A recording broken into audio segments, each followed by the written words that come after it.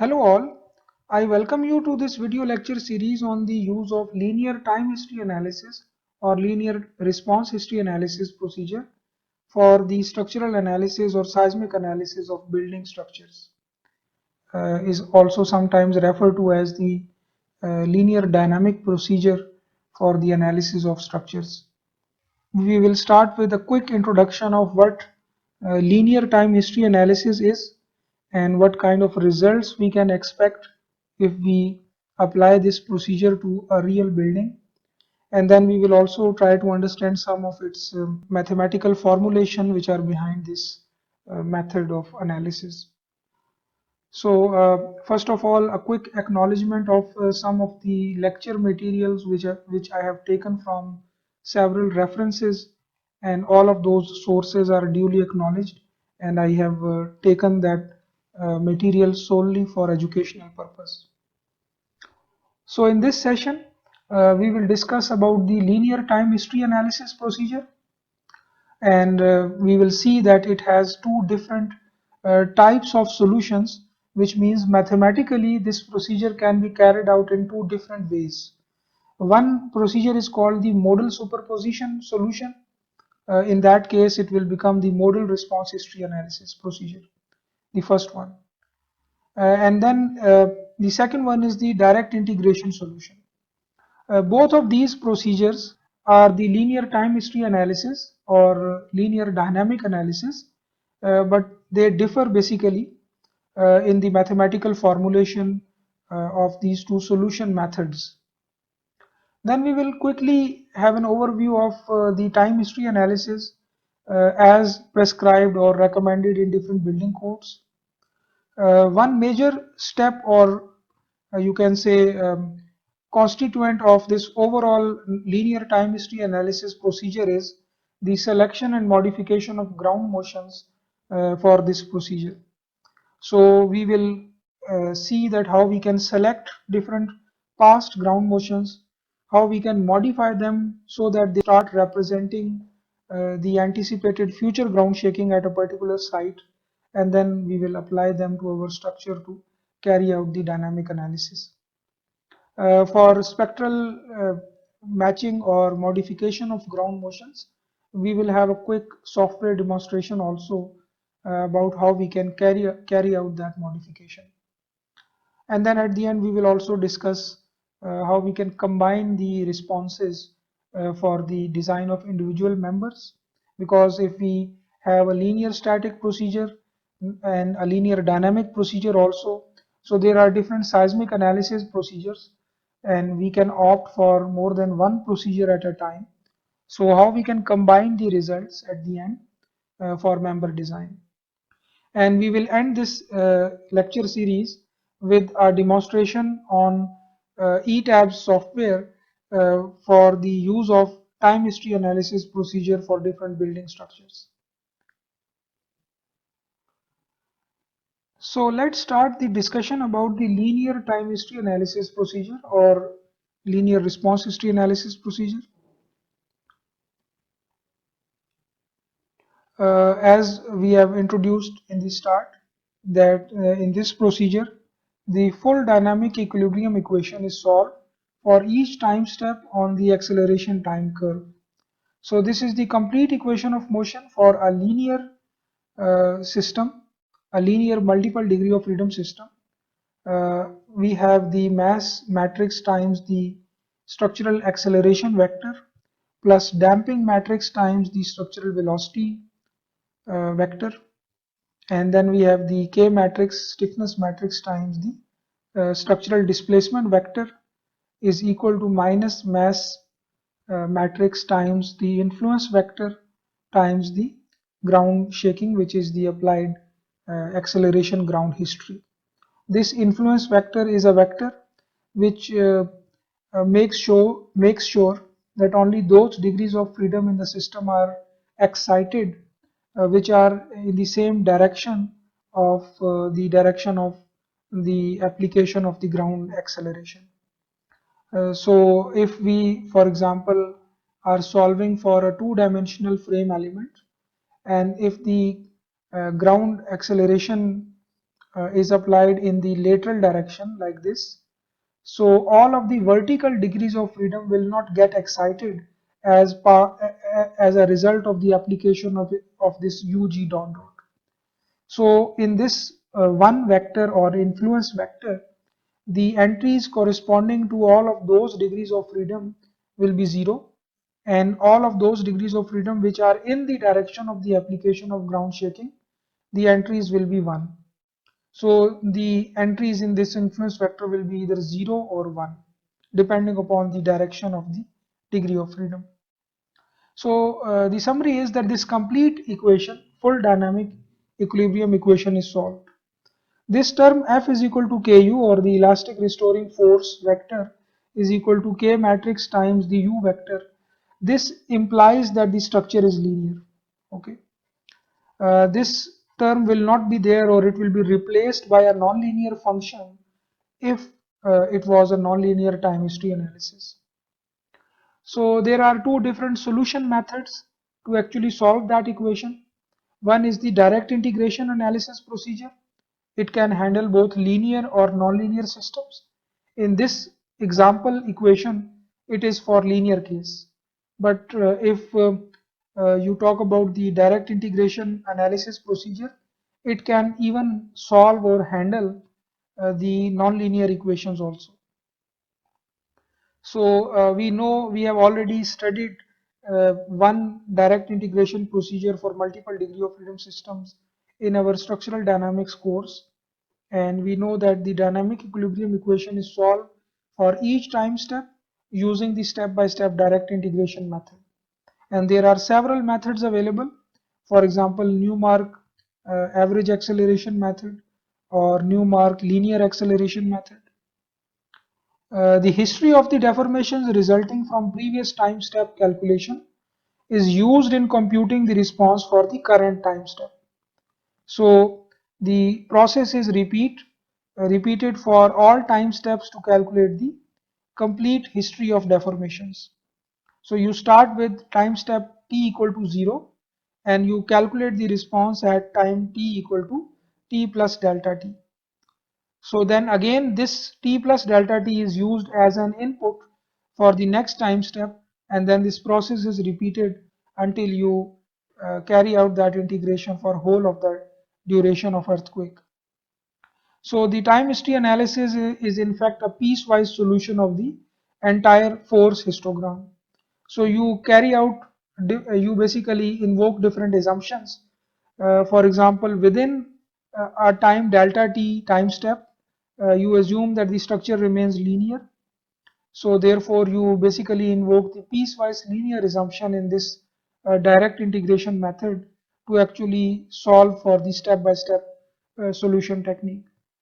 The second method to solve the same equation is based on the modal superposition method, or based on the uncoupling of the equation of motion into modal equations. And this method or this solution technique is for linear systems only. It is not applicable to nonlinear systems, because we will see in next few slides that how we can uncouple the equation of motion, the matrix equation of motion, into several uncoupled equations, modal equations, which we can solve one by one separately and then combine the responses. So this solution method is only applicable, or that scheme of uncoupling the equations will only work if we have this Ku term here. So therefore it is only applicable to linear systems. So here also we calculate the dynamic response for each time step similar to the direct integration, but that combined you can say dynamic response is actually made from the contributions of different modal responses, or basically this whole method of solution is based on the idea of vibration modes. But in the direct integration, we don't use the idea of mode shapes. We directly use the step-by-step numerical integration technique. So therefore, the time history analysis itself can be linear and nonlinear. There are different names. Linear time history analysis can also be called as the linear dynamic procedure. in different guidelines or different building codes. It can also be referred as the linear time history analysis or linear response history analysis. For nonlinear, we can refer to it as the nonlinear dynamic procedure, nonlinear dynamic analysis, nonlinear time history analysis, or nonlinear response history analysis. So different guidelines or different codes, they use different words or different names for the same procedure. So as we have seen that actually the equation of motion is solved for each time step. So therefore the ground motion history is used as an input, and all the responses are outputs of this method, and those responses are also calculated on the same time steps in which we define numerically the input ground motion. So the final unknown can be any output. It can be displacement, velocity, or acceleration. I mean structural properties, structural displacement, structural velocity, and acceleration. And it can be force demands in the same manner. It can be moment, shear, or any other demand which can be calculated as a result of this procedure. So we have to provide the ground motion history as an input. We also have to provide the damping so that the software can construct the C matrix. We have to provide the damping input also, and software will be also calculating the natural time periods if we go for the modal superposition analysis solution. So if we can classify explicitly the inputs and outputs, we can say that the mass and stiffness distribution is an input in this analysis. So basically we have to actually give the complete geometry of the structure so that the software can actually construct the mass matrix and the K matrix. The acceleration time record, which means UG dot dot, should be given by the user.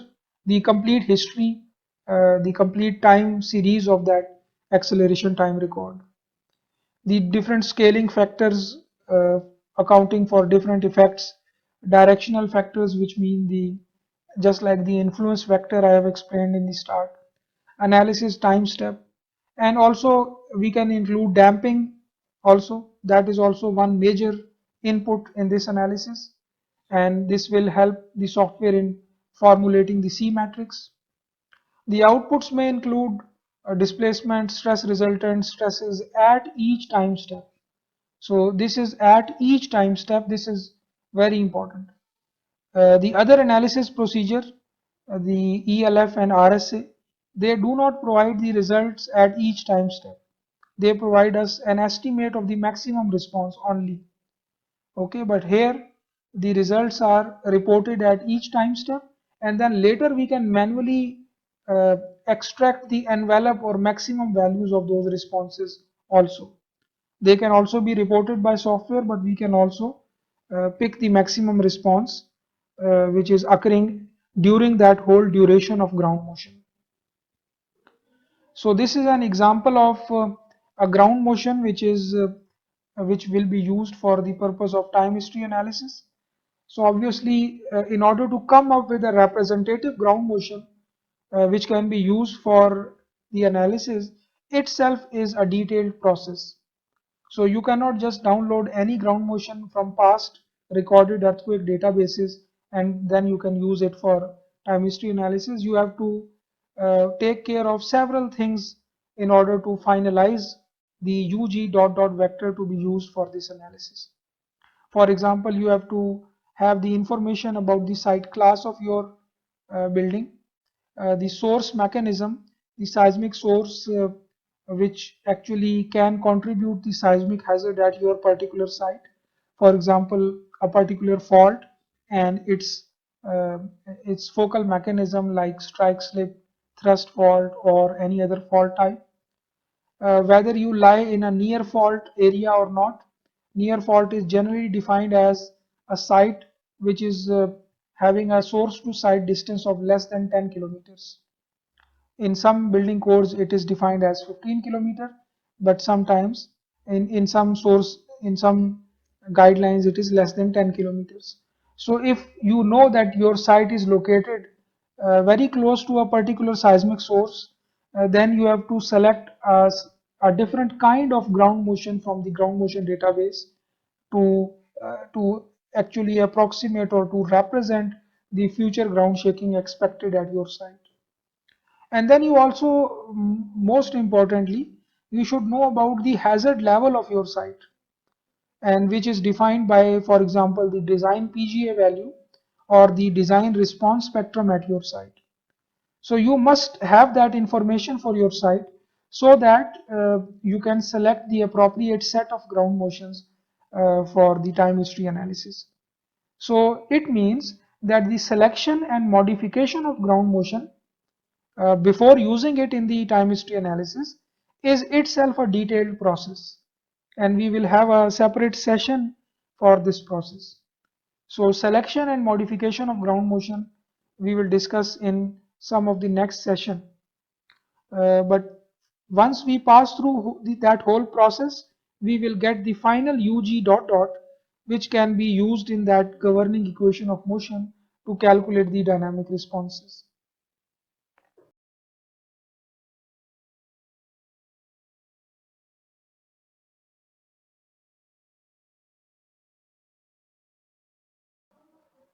There are thousands of recorded earthquakes available in different databases, and majority of them may not represent the future ground shaking at your site.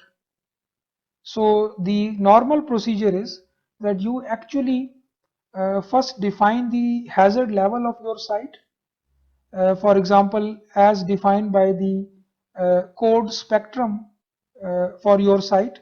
So this is for a particular site, you have this spectrum which is recommended by a building code.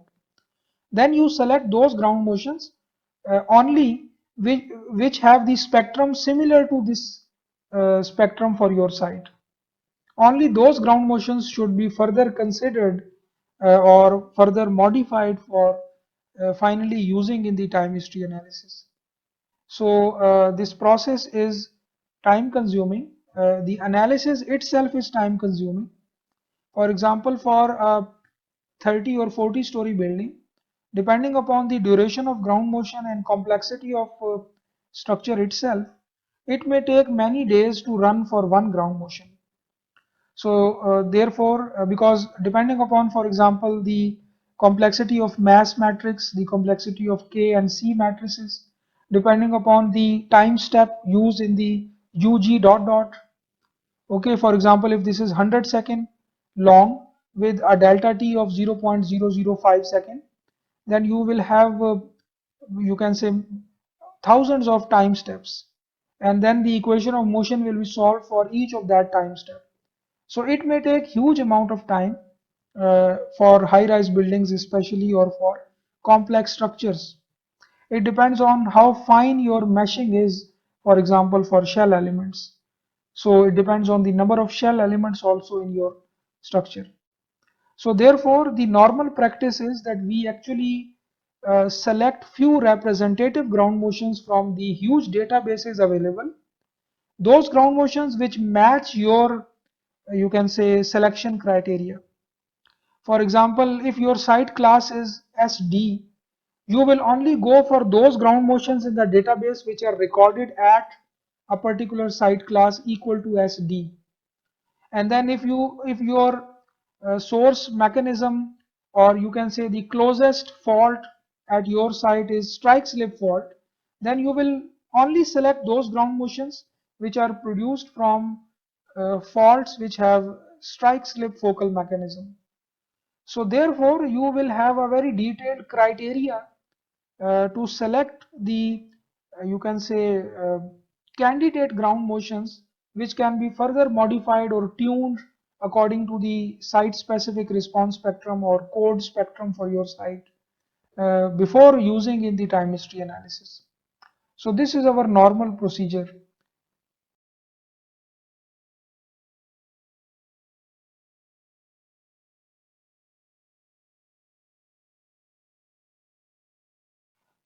If your site is located uh, close to a seismic source, for example, close to an active crustal fault, then you can expect what we call as the near fault pulse-like ground motions.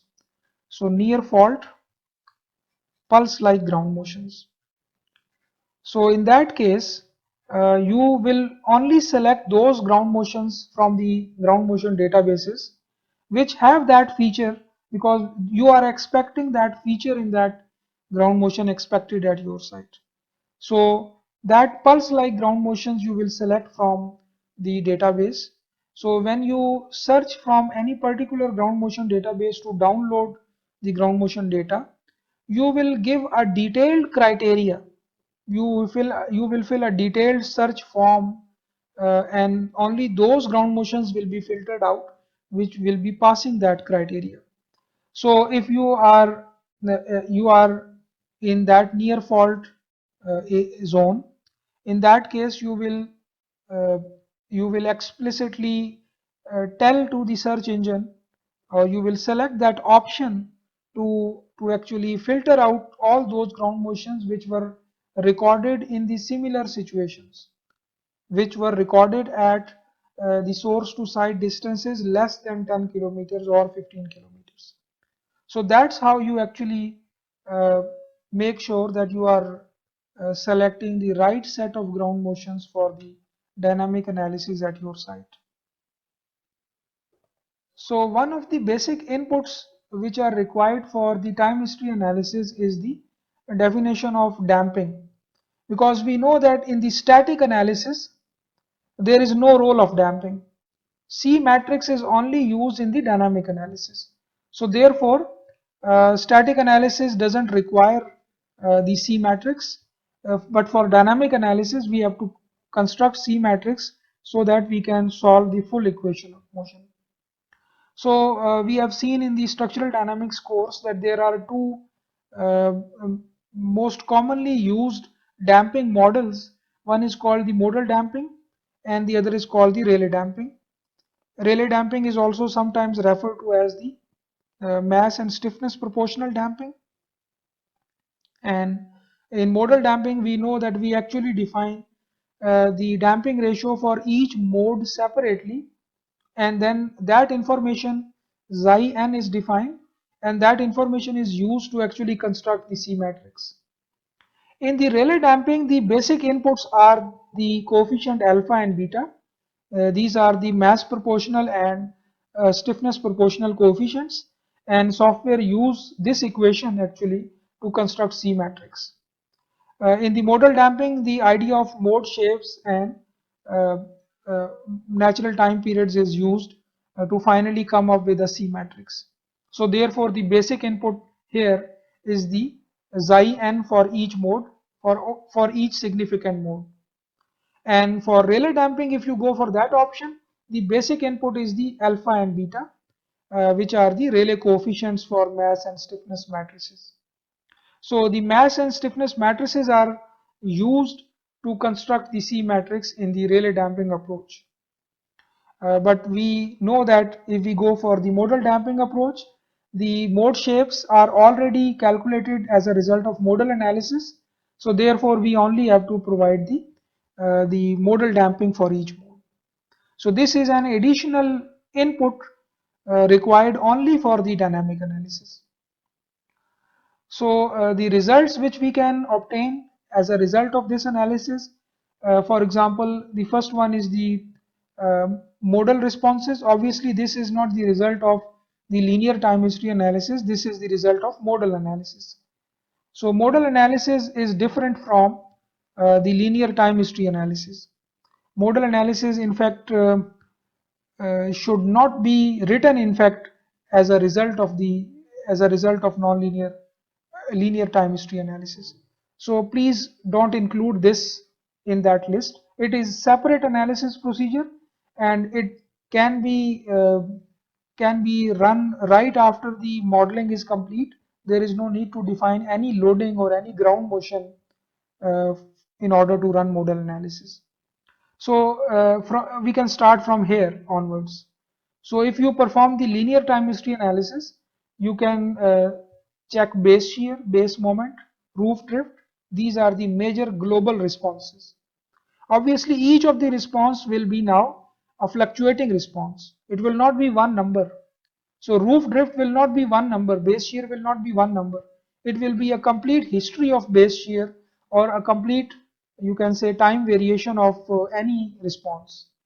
So you can check what is the maximum number in one direction, what is the maximum in the other one. You can take their envelope, which means the maximum of the both directions. Story shear, each of the story shear for each story is now a fluctuating number. Story moment, story displacements, interstory drift ratios, and floor accelerations or story accelerations. So all of these are the global level responses, story level responses. But there can be fluctuating local responses. For example, individual moment or axial forces in columns, shear in column, shear or moment in beams, or similarly shear and moment in individual shear wall elements. So all of these are the component level responses. And again, these component level responses also will be fluctuating responses. They will be function of time. And for whole duration of earthquake history, they will be reported and they can be plotted as a function of time. So some sample results we can see here. Let's in this figure we can see that this is the ground acceleration vector. So this is UG dot dot function of time, and this is for one particular earthquake ground motion. This is ground motion name, and each ground motion have three components. Two are horizontal component and one is vertical. So here only two horizontal components are shown. So here you can see two different time histories representing the UG dot dot for two different X and Y components of this ground motion. So we can apply that to the structure using linear time history analysis, and ultimately we can get any response for the same duration. So this was like 30-second ground motion. So we can get a variation of like 30 seconds for each of the response. Here in this figure you have the roof displacement in X direction. So you can see this is the comparison of two different ground motions. So for whole 30 seconds you have the variation of roof displacement. So this figure tells us at the bottom how the roof actually displaced. Positive means in one direction and negative means in the other direction. So this is an example of a result which you can obtain from time history analysis. If your computer model was linear, it will be linear time history analysis. If it was non-linear, then it is non-linear time history analysis. Here also again an example of a ground motion with two components. Each is like around 32 or 33 seconds long, and we can see the roof displacement is plotted in y direction compared to between these two ground motions. So we can, because actually we apply the two components of a ground motion, we can apply them simultaneously to the structure, or we can apply each of them in one direction separately. So depending upon how we apply them or how we define the load case for linear time history analysis, we can get responses in either x direction or either y direction, or from the same load case we can get responses in both x and y together also. It depends on how we actually define the load case. We will see that in more detail when we will be actually having that demonstration in ETABS about the linear time history analysis. Another example, this is a 44-story example building, and this is UG dot dot, UG dot dot, and this is, you can see a ground motion which is 170 seconds long, a very long ground motion. So if the delta t was 0.01 second, you can guess or you can actually calculate how much time steps are there for which the complete equation of motion for that 44-story building should be solved.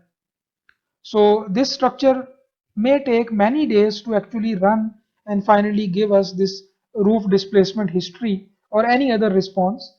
So you can see here they are plotted on the same time scale. For 1 second, for 170 seconds, the ground motion is applied.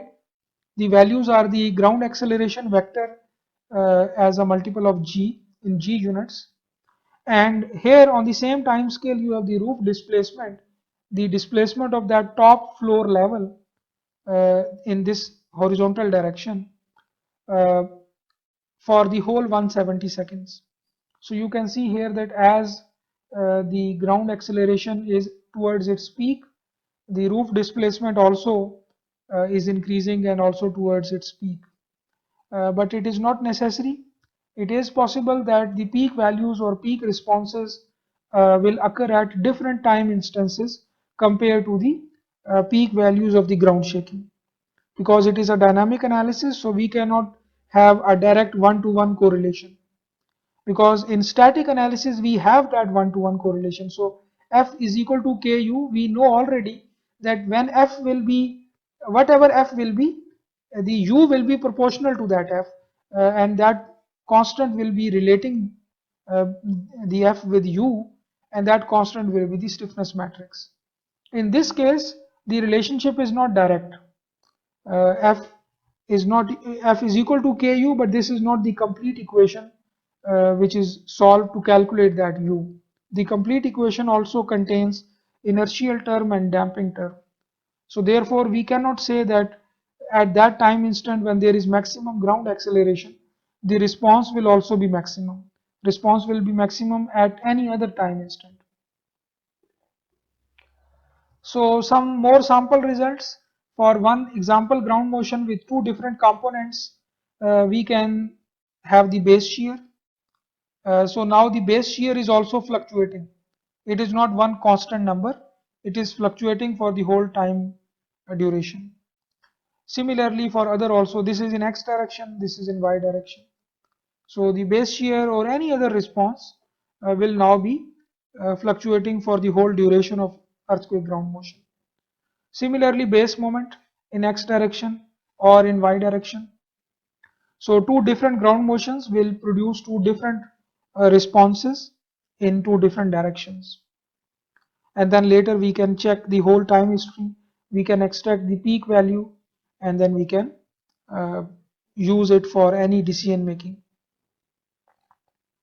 So I have also a playlist on YouTube about the fluctuating responses from the time history analysis of an example building. So what I actually did is that I just run the linear time history analysis using the 1994 Northridge earthquake. I applied it to an example building which is a very symmetrical building, and in that playlist I simply show you that what are some of the responses, the global responses or component level responses which you can see or visualize which are fluctuating in time. So in this quick animations which are produced obviously from CSI ETAPS, you can see that how the responses, shears and moments in frame element, how the deflections and for example the shell stresses and some other responses are fluctuating in time as the earthquake is actually applied to the structure. So this will give you a real feel of the structural behavior as you can expect during an earthquake. But you should keep in mind that this is linear analysis procedure. It will not be able to predict any damage. It will simply give you the elastic response as expected from this particular computer model or this particular building. So here from the same playlist, I show you the deformed shape of the building under this 1994 Northridge earthquake. This earthquake was 40 seconds long, and let me show you this animation, and this is for whole 40 seconds. So let me play that. So now you can see that as the earthquake is applied, the structure is displaced and it reaches to the peak displacements, and then these kind of animations can be fun also. You can learn a lot about structural behavior and their deformations for having these kind of animations. So these are the deflections calculated by software under the 1994 Northridge earthquake for this example building. So these kind of results you can see, you can check actually after you run the time history analysis. But this is from the linear time history analysis. Similarly, another example from the same building, that under the same earthquake, now I just plotted the frame bending moment diagrams. So you will see that with different time instances, these bending moment diagrams will fluctuate. At one time instant, if the bending moment is positive at a particular beam or column, the next time instant it may become negative, or its amplitude becomes suddenly changed. So just see how the bending moments vary during the 1994 Northridge earthquake in this building. So it starts with almost negligible bending moments for a few seconds, then they start increasing, positive, negative, positive, negative. So the cycles of bending moments you can see here, and then it will go to peak value towards the center at around, I think, 15 to 20th second. So you can see that they are fluctuating. So software have actually calculated the bending moment at each time instant, and then now it is plotting it for each time instant. So you can see in real time that how they are varying during the earthquake. This is the shear forces in beams and columns. So you can see here the variation start with a very low number and then they start increasing. So you can pause that animation at a particular analysis step and see what is the situation of shear forces in all the frame elements. So you see how quickly the shear forces are changed. The color, I think, shows the sign, the positive or negative. So you see that at one instant a particular column is red and then in the next instant it is yellow. Also their magnitude is also varying. Another example result where I show the in plane F22 forces in the shear wall of that building during the whole uh, time history of that Northridge earthquake. So now the shell stresses are changing with each time step. So this is you can only get from the time history analysis. If you pause that picture at that particular time instant, this is the situation of stresses. So you can check that variation for whole of the 40 seconds of earthquake. So you have more understanding of structural behavior compared to if you apply only the ELF or RSA procedures. Similarly, if I go next, now I will show you for one particular beam element how the shear forces and bending moments along the length are fluctuating with different time instances during the Northridge earthquake. So if I play this animation, so here you can see that this is the shear V2 here, and it is sometimes positive, sometimes negative. This is the moment M3 in that particular beam, so it is also fluctuating, you can see. And then deflected shape, so you can see the deflected shape is also fluctuating with time. So for whole of the 40 seconds you can actually see that fluctuation. So this animation you can check in eTabs. All of these animation making capabilities are available in later versions of eTabs. So after the analysis you can extract these useful animations from the results, and then you can use them for any purpose. Another animation here, you can see that now the 2016 onwards versions of eTabs, they can plot the actual acceleration time history at the bottom, UG dot dot, and the story responses, the major story responses like story displacement on the left, then story drift, then story shear and story moment. All the four global responses can be plotted, uh, and you can see them fluctuating during the earthquake uh, as the point on the earthquake moves. So you can see here that I just click animate here, and now you can see that this point is moving on that actual UG dot dot, and all of the four global responses are fluctuating in time. You can see the blue lines which are fluctuating, they are actually the instantaneous values of either story shear or displacement or drift or moment. But the green and red lines are basically the maximum values achieved or experienced during the whole 40 seconds of North Ridge earthquake.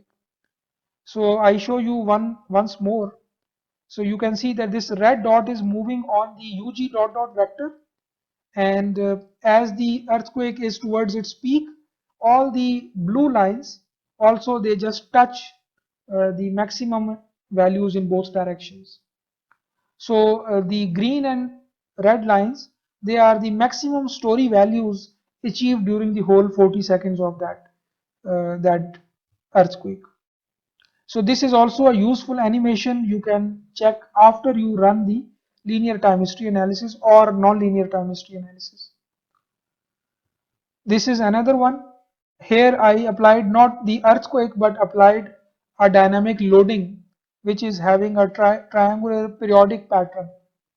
So under this dynamic loading also we can plot this kind of an animation if we run the time history analysis.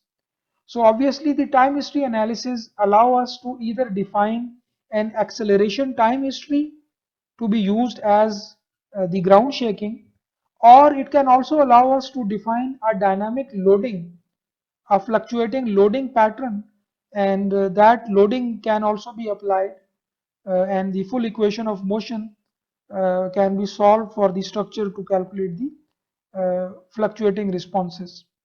So this slide shows the result of the time history analysis carried out for an applied loading, dynamic loading, and not for a ground shaking. So we can also manually extract the responses instead of just looking at these animations. We can extract the responses and we can plot them for our performance evaluation. So in this example, although they are the results from non-linear response history analysis, but we can also carry out the linear response history analysis and also compare the results with the ELF or RSA procedures. So what I did here is that ELF and RSA are static analysis procedures. So they will directly give me one number for each story, and I can plot the story profile for displacement, interstory drift ratio, story shear, and the moment.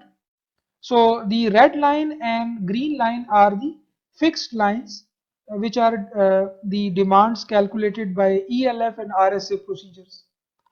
But I know that the time history analysis, which is this black line, that gives me fluctuating responses. So what I can do is that, just like I have shown in the last slide, I can extract the peak value achieved during the whole time history for each story, and then I can plot the story profile. One important thing in this is that if I plot the story displacement profile using picking the peak values for each story during the whole 40 seconds of earthquake, let's say, that black line doesn't actually represents the deflected shape under the time history analysis, because I know that the peak number which I pick for each story, it actually may have occurred at different time instants. So each number may occur at different time instant, and I just pick the maximum number from the whole 40-second history. So therefore the black line doesn't represent the deflected shape of the building at a particular time instant. It is just a set of all maximum values which are experienced by building during the whole 40 seconds of earthquake. However, the ELF and RSA deflected shapes are the actually predicted deflected shapes as predicted by the analysis. So this is one difference in this displacement case, but obviously we can compare the peak values like this, and then we can comment on the accuracy of different methods, or we can do any useful design decision making. We can also extract the peak values for components also. Up to now, you were only looking at the global responses, but we can also extract results for individual columns or individual beams or maybe shear walls, for example. So here, in this example, the story drift, although it is still a global response, but it is plotted for each of the ground motion separately. So all of these numbers are basically representing one different ground motion. So this analysis was carried out for 7 ground motions. So there are 7 lines available, both in one direction and the other direction also. Because since the maximum number can be picked in positive side and in negative side also. So 7 lines you can have in the positive direction for the story profile, and 7 lines you can have in the negative direction. Sometimes what you do is that you just pick the envelope, which means the maximum number from positive and negative side, and then only plot one line in the positive side. But sometimes you can also do this, that you can plot the negative side separately, positive side peak values separately. And then you can compare the different limits prescribed by different building codes and guidelines. For example, if you know that this is the number which the story drift should not be more than this number, you can plot a line and see at which stories you are exceeding with that number, and in what ground motion. So you can take their average. The black line is the average of the 7 ground motions, and then you can also plot different maximum or different limits and check for performance evaluation. Similarly, there is another kind of drift called residual drift. This can only be predicted using non-linear time history analysis, because linear time history analysis doesn't have the capability to capture damage. And residual drift is something which is a non-linear phenomena, non-linear parameter. So this can be only predicted using non-linear time history analysis, which we will discuss later. An example of the local response which I was telling. Now this is the, okay, again this is global response, sorry. This is story shear, but now instead of having one line for the whole time history analysis, we have separate lines for each of the ground motion. So these are the individual ground motions. And then we can also plot the average line both in the positive side and in the negative side. So the peak global responses can be plotted in this way, that instead of looking at the fluctuating response, we can extract the maximum response at each story and then plot the profile based on that. Now this is the local response which I was mentioning. Now in this figure, the bending moment in the columns are plotted uh, along the height of the building. So if you have, for example, a plan of a building which looks like this, you have several columns in that. So what you can do is that you can just select one column, maybe this interior column, and you can take the whole line of columns, because this column will be running right from base up to the whole height of the building. Okay. So what you can do is that you can extract the bending moment or shear forces, the peak values of bending moment and shear forces along the whole height of this column, and then plot it with number of stories on y-axis and the bending moment in that particular column on x-axis. So in this case, the line which you will be drawing is only applicable to a particular column. So here I show that this is the plan of that building, plan of that tower, and actually I have selected this particular column and I have extracted the moment in the whole line of those columns along the whole height of the building. So this is the bending moment in that column as predicted by different analysis procedures.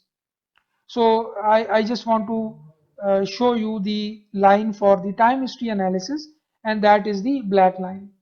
In this case, it is the non-linear time history analysis, but you can also, if your model was linear, it will be linear time history analysis.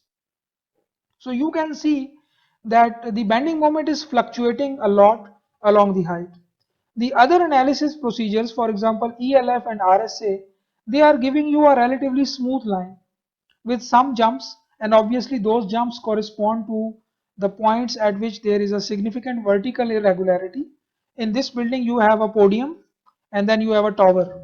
So at the intersection of podium and tower, you have a significant vertical jump in the stiffness. So that jump is at story number 13. So that responses also will be having a significant difference at that uh, particular location. So the difference is, I was telling that all the ELF and RSA procedure, both of them, are the static analysis procedure, and they are giving you a relatively smooth line. But the nonlinear time history analysis peak mean value is a very fluctuating line. You can see here this is the time history analysis line. So you can see here that it is a fluctuating line. So an actual dynamic analysis can capture all the local fluctuations in the responses also. The static analysis is unable to capture the local fluctuations in the responses or local amplifications in the responses, because you apply static force, you calculate F is equal to KU and you calculate displacements. So ELF and RSA are unable to capture the dynamic amplifications, but time history analysis will capture, because it contains the inertial term also, it contains the effect of damping also.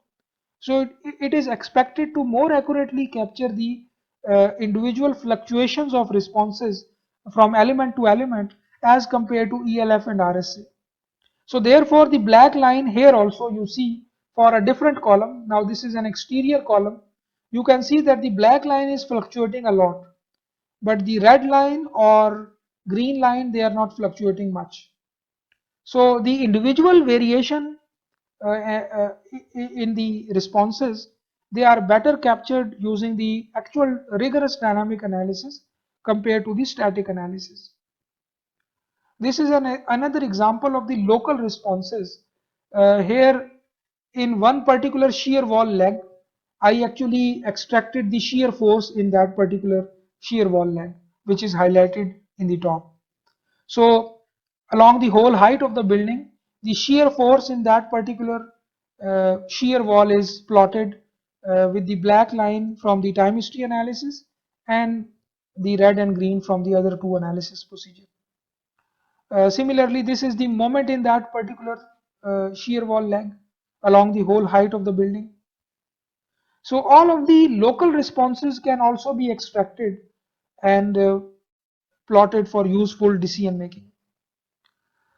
So towards the end of this particular section of this topic, I would like to now introduce the two different analysis or solution methods which are under this linear response history analysis procedure. The first one, as I have mentioned, is the direct integration solution, this one. And the second one is the modal superposition solution, or that is called the modal response history analysis procedure. And this one, the second one, is actually based on the concept of the uncoupling of the equation of motion. Now there is another method which is the response spectrum analysis, which is also based on the same idea. So using this opportunity now in the next session, what I can do is that I can actually explain these two different formulations, mathematical formulations for the linear dynamic analysis, but I can also compare the modal response history analysis with the response spectrum analysis, which is mathematically a linear static analysis, but based on the same idea of the uncoupling of equation of motion. So which means that these two methods, modal superposition solution or modal RHA, and the RSA procedure have the same roots or same basis, and that is the concept of mode shapes. So which means that they are actually relate with each other, except one difference, that RSA is a static analysis and modal RHA is actually the dynamic analysis. But in the same dynamic analysis domain, we have another solution method, and that is the step-by-step direct integration. So I will focus more in the next session about the direct integration solution and modal superposition solution, but I will also compare this modal RHA with RSA also, so that you understand that they actually share the same basis, and that basis is the idea that if we transform the u vector, the structural displacement vector, uh, into another q vector or q coordinates using the mode shape matrix as the transformation matrix, we will come up with an form of the equation of motion which will be uncoupled, and that will be very easy to solve individually, and therefore we can use this transformation to finally come up with the final u of t very easily. So how we will actually do it, if we do it in a static analysis framework, this will become our RSA procedure. But if we do it in a dynamic analysis framework, we solve the modal equation separately using dynamic analysis, that will become our modal RHA procedure. But in the other method, direct integration method, we don't invoke this idea of mode shapes. We directly apply the step-by-step numerical integration technique to actually solve the governing equation of motion.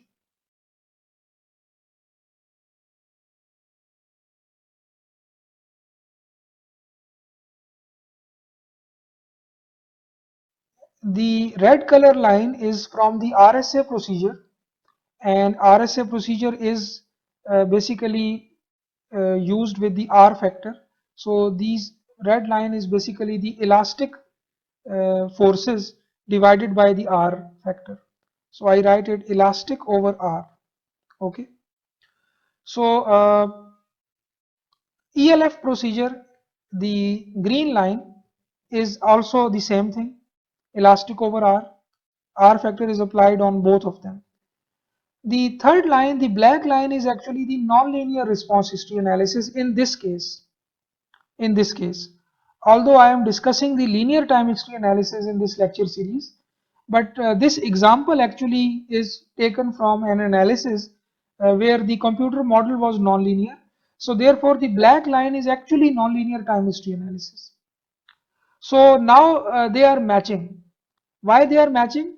Because when we explicitly considered inelasticity, or when we implicitly considered inelasticity using chord factor, we get a result which is close to each other. But if, for example, we perform the linear time history analysis without R factor, that will give us a number which may look like this, a very high number, because R may be maybe 4 to 5 in this case. So basically linear time history analysis will give us a very high values, and then we reduce it with the R factor to actually convert them into an approximate inelastic. Okay. So if we reduce that R factor with R factor, we will be somewhere close to these lines again. Nonlinear time history analysis is matching with ELF and RSA because it is nonlinear time history analysis. So nonlinearity is considered explicitly in the black line. But if it was linear time history analysis, it would have give us this number, a very high number, 4 to 5 times high number, and then we can apply R factor from different codes to bring it to the design level or bring it to the nonlinear level. So that would have given us the line which is comparable to these lines.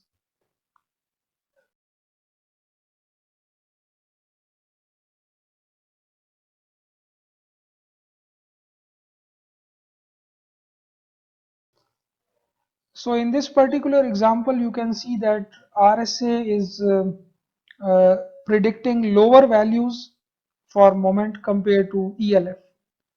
The difference between ELF and RSA can be traced back to their mathematical formulations.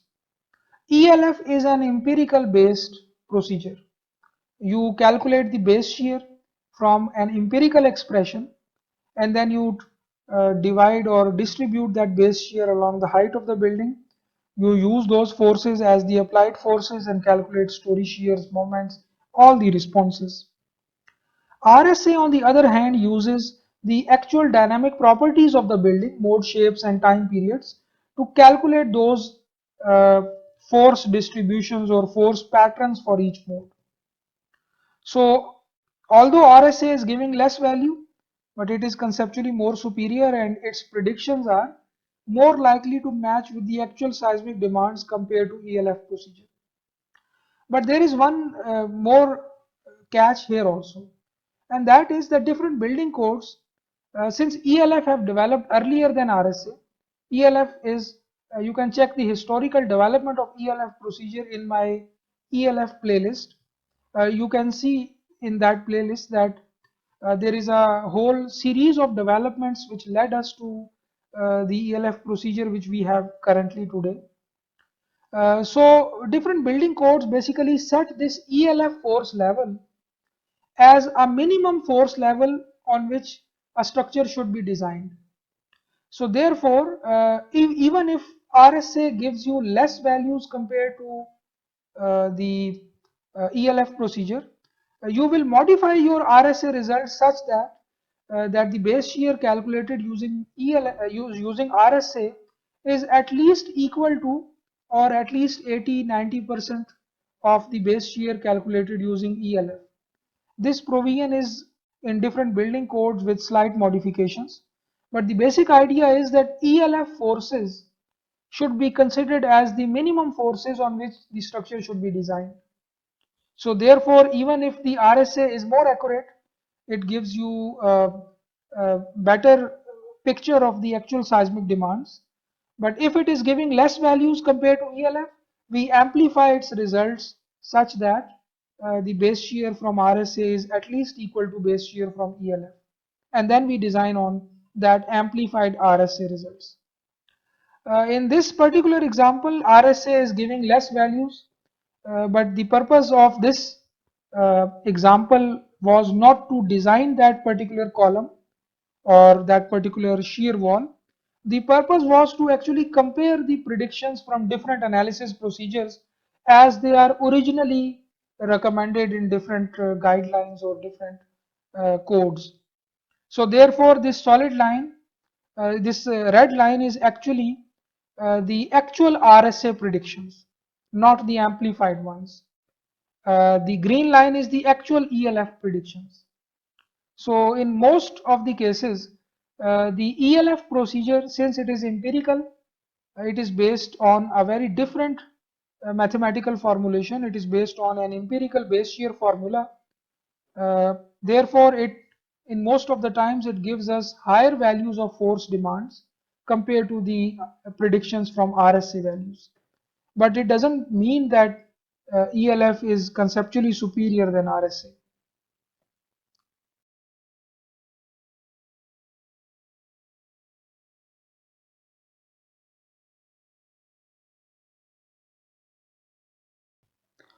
The R value has an inverse relationship with the ductility of the structure. The more ductile a structure is, the high value of R can be used, which means that we can reduce the uh, elastic forces more. We can rely more on the ductility of the structure because structure is itself ductile. So therefore, the SMRF system have high R factor because it is more ductile. We make sure that the structure is ductile and therefore we are entitled to use a high R value. We basically have to follow very strict detailing requirements in order for a structural system to get qualified as the SMRF. So we will continue this discussion in next session also, and I think I will end this session here. Thank you.